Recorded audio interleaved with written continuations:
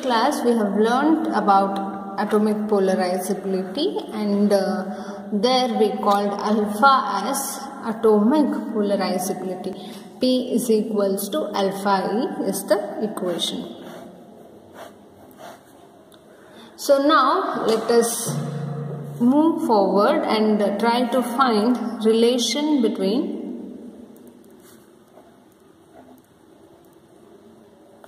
dielectric constant and electric susceptibility.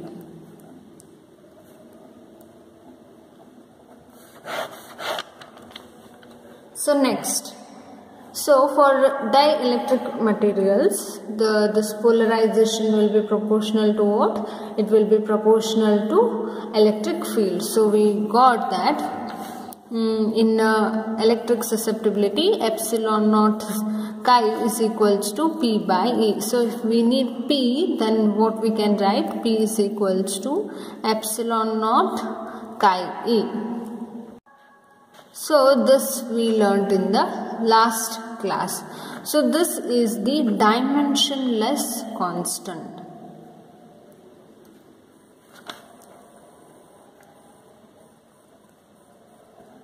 And this is known as electric susceptibility of dielectric.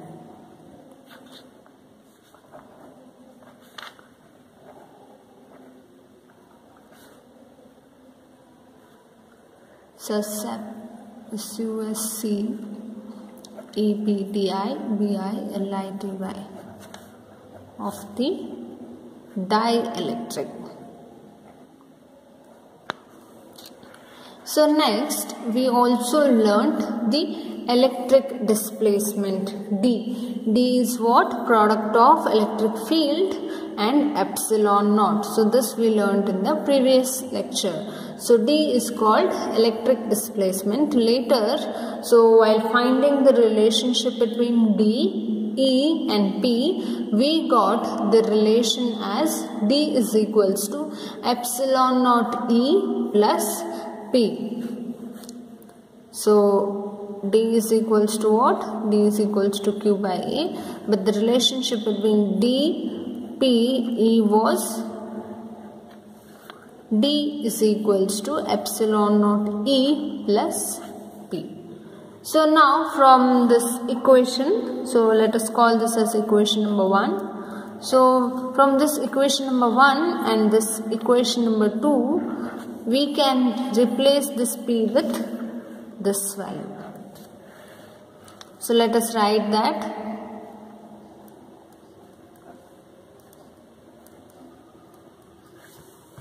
So this is the another equation. So now from these two terms we can take epsilon naught E common. So if you take the common, then you will left with one term. So replace this with K, then what you will get? Epsilon naught E into K. So D is equals to epsilon naught into K into E. So this is the relationship between dielectric constant and electric susceptibility. So with this expression, let us try to find, or let us move further to find the expression for mechanical stress on surface of charged conductor. So next we are considering the charged conductor. So for charged conductor, let sigma be, so let us write the name of the derivation. So it is expression for mechanical stress on surface of charged conductor.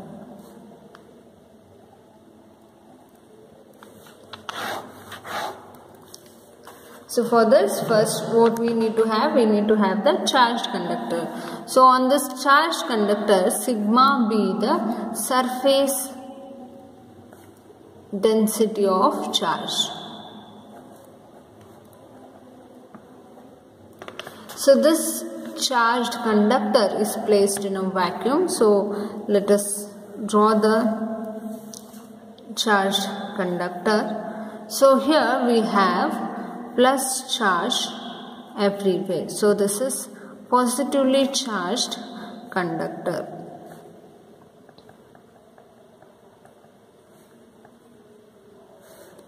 So now here we are taking a small area ds. So this is small area on the surface of the charged conductor. So this is known as ds. So P be a point just outside this charged surface. So let us take P here. So this point here denotes the P. So P is what? P is just a point outside this ds. So now electric field at point P is the sum of two fields.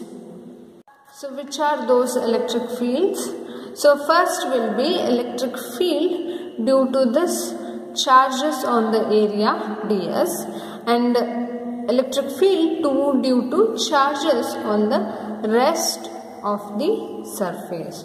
So there's two electric field, one is due to this and one is due to this all charges. So that means, so you have electric field E1 and E2. So what is E1? So E1 due to charges on the area ds, and E2 is due to the charges on the rest of the surface.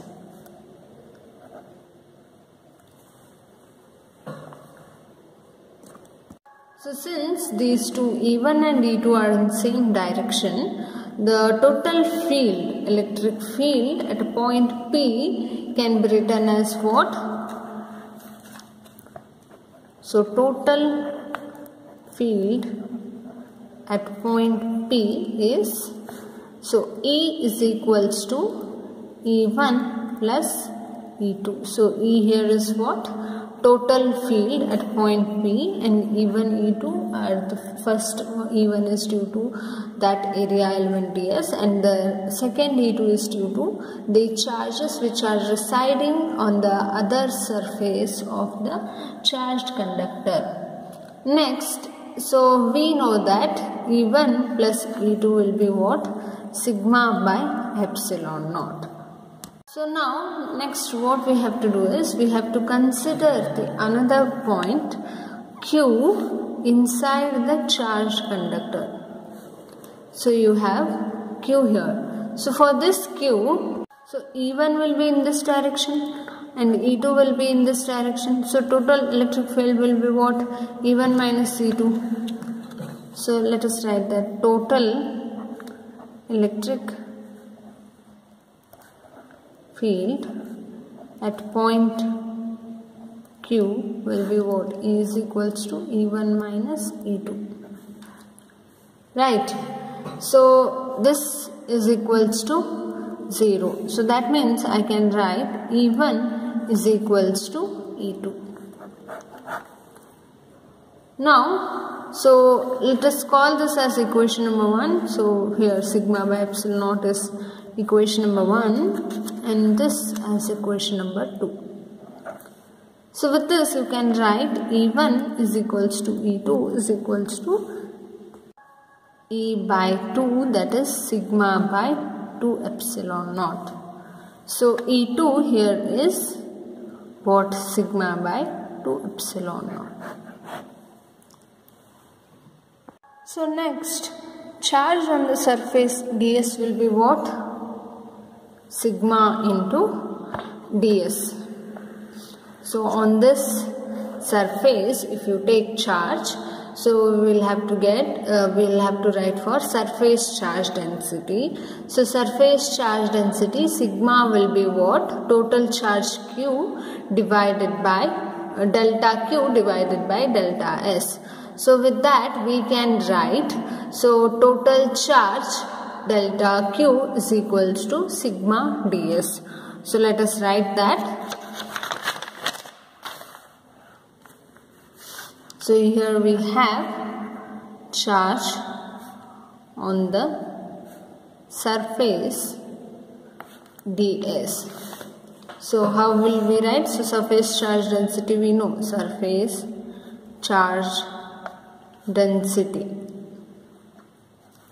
So equation for that is sigma is equals to delta Q by delta S. So if you want this Q, then delta Q is equals to sigma delta S. So let us write that here. So dQ is equals to sigma ds.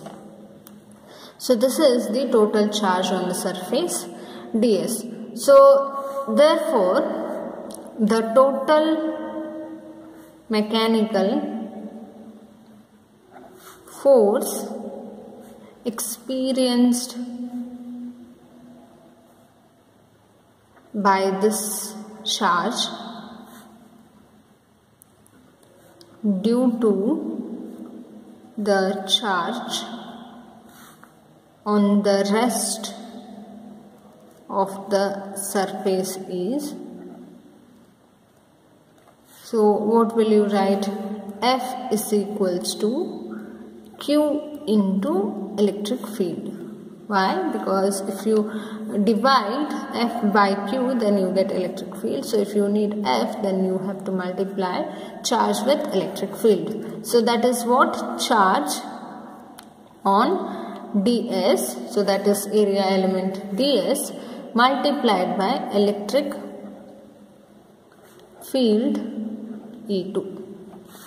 So charge on ds we got it as sigma ds, and electric field E2 we wrote as sigma by 2 epsilon naught. Right, so this we have understood. Next, if you multiply these two terms, what you get? Sigma square ds divided by 2 epsilon naught. So this is the total mechanical force that is experienced by this charge due to charge on the rest of the surface. F is equals to sigma square ds divided by 2 epsilon naught. So mechanical force which is experienced by unit area of charged surface is called electrostatic pressure. So what is electrostatic pressure?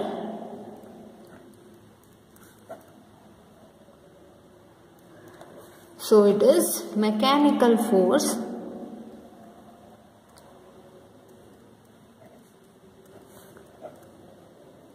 experienced by unit area of the charged surface. So that is called electrostatic pressure. So what is electrostatic pressure? Mechanical force experienced by unit area of charged surface. So now you have to take F by unit area. So here unit area is what? ds. So let us write that. So here electrostatic pressure is again denoted by P. So don't get confused with polarization P and the electrostatic pressure P. So here we denote electrostatic pressure as P. So P is equals to what he said. So it is force experienced per unit area. So P is equals to sigma square ds by 2 epsilon naught whole divided by ds. So if you cancel ds, then what will be left? P is equals to sigma square divided by 2 epsilon naught. So this is the electrostatic pressure. So it is the ratio of or the mechanical force experienced by unit area of the charged surface. So but we know that electric field is equals to sigma by epsilon naught. And sigma will be what? Electric field into epsilon naught. So if you substitute that here, so what will be P? P will be epsilon naught E square by 2. So this epsilon naught here and this epsilon naught. So this 2 will get cancelled. So final equation will be epsilon naught E square by 2. So this is what? Electrostatic pressure. So electrostatic pressure P is equals to epsilon naught multiplied by E square divided by 2. So unit for this will be what? Newton per meter square, and it is directed along the outward normal to the surface. Outward, which is drawn normal to the surface. So what is in which direction it will be directed? So it is directed along the outward drawn normal to the surface. So to understand this electrostatic pressure, so we have a small experiment, so demonstration, so which has been written as demonstration.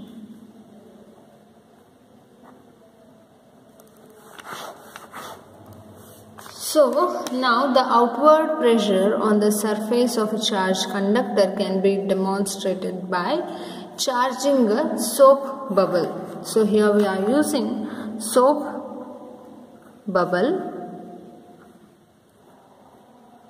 to demonstrate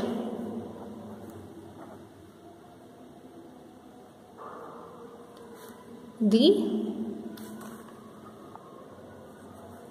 outward pressure on the surface of a charged conductor.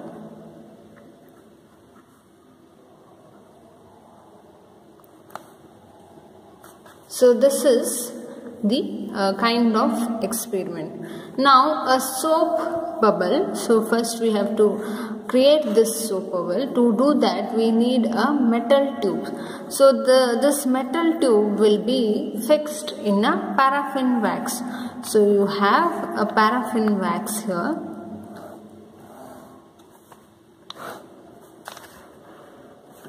So this is paraffin wax.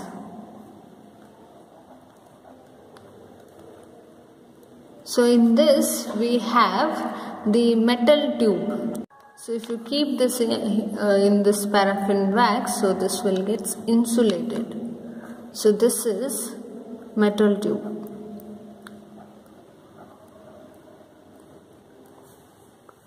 So what we have done? So we have the metal tube which is insulated by fixing it in a block of paraffin wax. Now the soap bubble is produced at the end of the metal tube.